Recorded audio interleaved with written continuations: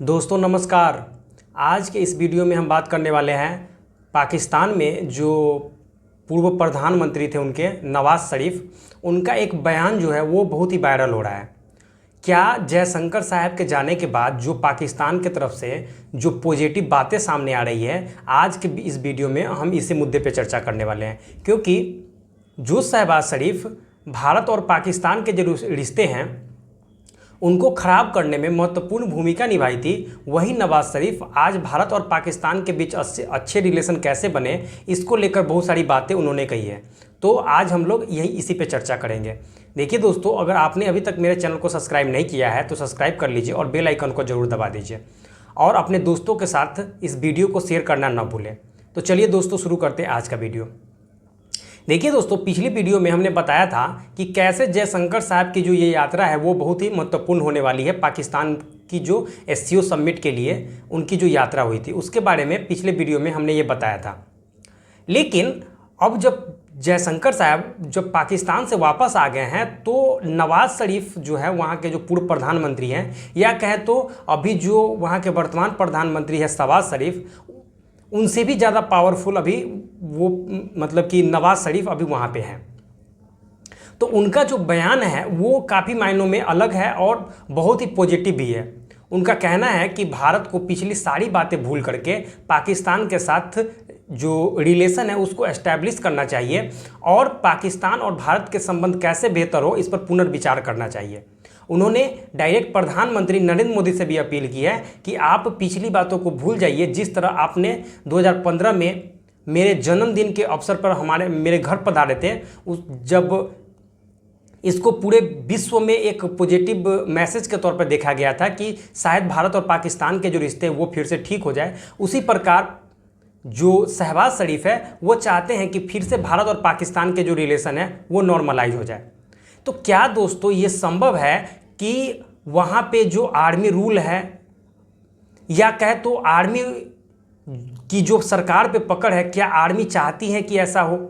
क्योंकि जब जब भारत ने ऐसी कोशिश की है कि भारत और पाकिस्तान के जो रिश्ते हैं वो नॉर्मलाइज हो, उसके बीच में कुछ ऐसा घटित हो जाता है जिससे कि भारत और पाकिस्तान के रिश्ते फिर से मतलब निचले स्तर पे चले जाते हैं। तो देखिए दोस्तों, अगर वहाँ की जो आर्मी एस्टैब्लिश्ड है और जो सरकार है, अगर वो दोनों मिलकर चाह लें कि भारत के साथ हमारे रिश्ते नॉर्मलाइज हो जाए तो वो तो हो जाएंगे। लेकिन सबसे पहली बात कि पाकिस्तान को जो कश्मीर का जो राग अलापता है उसको बंद करना होगा। देखिए दोस्तों, कल जो शहबाज शरीफ जो बयान दे रहे थे उसमें उन्होंने एक बार भी कश्मीर का जिक्र नहीं किया। यानी कि वो चाहते तो कश्मीर का नाम ले सकते थे, लेकिन वो जानते हैं कि अगर हम कश्मीर का नाम इस पूरे डिस्कशन में लेंगे तो भारत इसका कड़ा विरोध करेगा और जो उनकी बातें हैं वो उनको भी सुना नहीं जाएगा। तो ये तो एक पॉजिटिव खबर है कि पाकिस्तान की जो कश्मीर नीति है उसमें सबसे बड़ा परिवर्तन करने की ज़रूरत है। वो आतंकवाद के सारे जो कश्मीर में जो अस्थिरता फैलाने की कोशिश करता है, इसे बंद करना होगा। और विभिन्न मुद्दे पे, कश्मीर के मुद्दे पे हो या जो गुजरात वाला इलाका है, सरक्रिक का इलाका है, उन विभिन्न मुद्दों को छोड़ करके उन्हें भारत के साथ पूर्णतः टेबल पर बैठना होगा और भारत पाकिस्तान के रिश्तों को नॉर्मलाइज करने के लिए बातें करनी होंगी। लेकिन सबसे पहली जो भारत की डिमांड यही होगी कि पाकिस्तान को आतंकवाद भेजना कश्मीर में ये बंद करना होगा। और दूसरी बात ये होगी कि वो कश्मीर की नीति जो उनकी रही है उसे बदलना होगा, तभी भारत उनसे बातचीत करने के लिए तैयार हो सकता है। भारत चाहता भी है कि किसी भी तरह जो पाकिस्तान के साथ जो रिलेशन है वो नॉर्मल हो, क्योंकि भारत पाकिस्तान से बहुत ज़्यादा खतरा महसूस करता है। इसलिए उन्होंने अपने डिफेंस बजट को लगभग $75 बिलियन के लगभग भारत डिफेंस पे खर्च करता है, जो कि इतनी ज़रूरी नहीं है। अगर पाकिस्तान और चाइना से भारत के रिलेशन अच्छे हो जाते हैं तो होगा ये कि भारत की जो डिफेंस बजट है और भारत में तरह तरह के जो उपद्रवी या कह तो आतंकवादी या कह तो जो पाकिस्तानी स्लीपर सेल्स है जो भारत में सक्रिय रहते हैं, उनसे भी भारत को छुटकारा मिलेगी और भारत अपने विकास के पथ पे आगे बढ़ सकता है। तो पाकिस्तान अगर भारत के साथ रिश्ते को नॉर्मलाइज करना चाहता है तो उन्हें ये काम सबसे पहले करनी होगी, जिसके बाद भारत उनसे बात करने के लिए तैयार है। आपको जानकर हैरानी होगी कि जब से धारा 370 हटा है तो भारत और पाकिस्तान दोनों ने अपने हाई कमिश्नर वापस बुला लिए हैं। यानी कि जो सबसे मेन सोर्स होता है किसी भी देश में बातचीत करने का, जो हाई कमिश्नर या डिप्लोमेट कहते हैं, तो वो दोनों देशों में एक दूसरे के नहीं है। तो बातचीत तो हो कैसे, ये भी एक बड़ा सवाल है। अगर पाकिस्तान भारत को या किसी अन्य कंट्री के मध्यस्थता में भी अगर चाहता है कि बातचीत हो, तो भारत शायद ही मध्यस्थता के लिए तीसरे कंट्री के लिए तैयार हो। भारत चाहेगा कि डायरेक्ट 1 to 1 भारत और पाकिस्तान के बीच बातें हों, क्योंकि पिछले दिनों जब जयशंकर साहब पाकिस्तान के दौरा पे गए थे तो उन्होंने सिर्फ एससीओ समिट के लिए उन्होंने बातें की थी। वहाँ पे भी उन्होंने आतंकवाद का मुद्दा उठाया था कि हमारे कुछ देश हैं, जो पड़ोसी देश हैं, वो आतंकवाद फैलाते रहते हैं। तो पाकिस्तान में जाकर भी उन्होंने पाकिस्तान को क्रिटिसाइज किया था इस मुद्दे को लेकर के। तो भारत और पाकिस्तान अगर 1 to 1 अगर आमने सामने बैठकर बातें करती है तो ये ज़्यादा अच्छा रहेगा। आप जानते ही होंगे कि भारत और पाकिस्तान के बीच जो ट्रेड है वो लगभग पिछले 5 सालों में बंद है। भारत अगर किसी भी चीज़ को निर्यात करना चाहता है तो सबसे पहले भारत का जो माल है वो यूएई पहुंचता है और यूएई के थ्रू पाकिस्तान जाता है।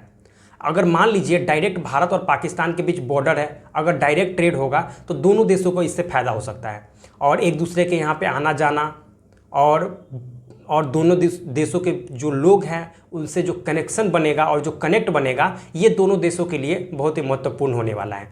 तो देखिए दोस्तों, अगर पाकिस्तान इस बात के लिए राजी हो जाता है कि भारत के साथ उनको ट्रेड करना है और कश्मीर मुद्दा को अलग रखना है, तो ये पाकिस्तान के लिए सबसे ज़्यादा बेनिफिट होगा, क्योंकि पाकिस्तान अभी लगभग जब से आज़ाद हुआ है तब से 25 बार आईएमएफ के पास कर्ज मांगने के लिए या कहे तो बेल आउट पैकेज मांगने के लिए वो पहुंच चुका है।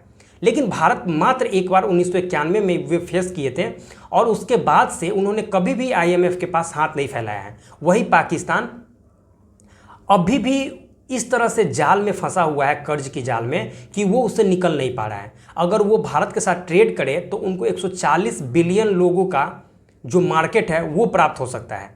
वो बनाए अपने यहाँ पे पाकिस्तान में, वो उसका उत्पादन करे और डायरेक्ट भारत भेजे। भारत चाहेगा तो फ्री ट्रेड एग्रीमेंट भी कर सकता है पाकिस्तान के साथ, जिससे उनके जो सामान है या गुड्स है वो ज़्यादा बिक सकेंगे भारतीय मार्केट में।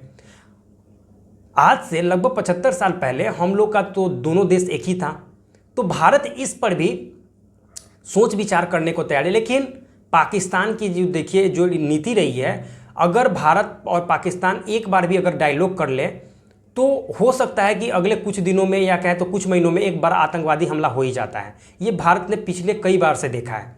तो इसलिए भारत सरकार की तरफ से अभी कोई प्रतिक्रिया नहीं आई है नवाज शरीफ के इस बयान को लेकर के। लेकिन भारत भी वेट एंड वॉच की स्थिति में है, क्योंकि जयशंकर साहब का पाकिस्तान जाना ये छोटी बात नहीं हो सकती है, क्योंकि भारत की जो नीति रही है कि वो पाकिस्तान को पूरी तरह से बाइकआउट करना चाहता है, क्योंकि 2008 के बाद से अभी तक पाकिस्तान का जो टूर है भारतीय क्रिकेट टीम के द्वारा नहीं किया गया है। तो देखिए दोस्तों, इसका अर्थ एक ये भी निकाला जा सकता है कि पाकिस्तान में जो अगले साल चैंपियंस ट्रॉफी होने वाली है उसको लेकर के जो नवाज शरीफ है वो इस तरह के बयानबाजी कर रहे हो कि इसी बहाने भारत जो है पाकिस्तान में क्रिकेट खेलने के लिए भारतीय टीम को भेजे। लेकिन भारत की सरकार को ये सोचना है कि क्या शहबाज शरीफ या नवाज शरीफ जो हैं वो एकदम चाहते हैं कि भारत और पाकिस्तान के जो रिलेशन है हो एकदम नॉर्मलाइज हो, या वो किसी तरह की प्रोपेगेंडा फैला रहे हैं भारत और पाकिस्तान के बीच में। ये तो देखने वाली बात होगी। तो देखिए दोस्तों, इस मुद्दे पे या कहें तो इस खबर पे भारत की तरफ से क्या रिएक्शन आते हैं, या कहें तो जो ministry of external affairs ministry है उनकी तरफ से क्या बयान आता है, या कहें तो उनके जवाब में क्या जवाब दिया जाता है, ये तो देखने वाली बातें होंगी। और जयशंकर साहब जो अभी कुछ ही दिन पहले पाकिस्तान से लौटे हैं, उनका क्या इस पर रिएक्शन रहता है, ये भी देखने वाली बात होगी। तो देखिए दोस्तों, आप इस खबर के बारे में क्या सोचते हैं? क्या भारत और पाकिस्तान के रिश्ते फिर से नॉर्मलाइज कर देने चाहिए? क्या भारत को फिर से ट्रेड शुरू करना चाहिए? क्या हाई कमिश्नर को वापस भेजना चाहिए?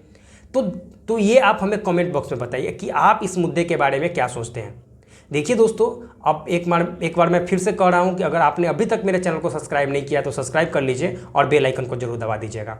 तो मिलते हैं आपके साथ नेक्स्ट वीडियो में, तब तक के लिए जय हिंद।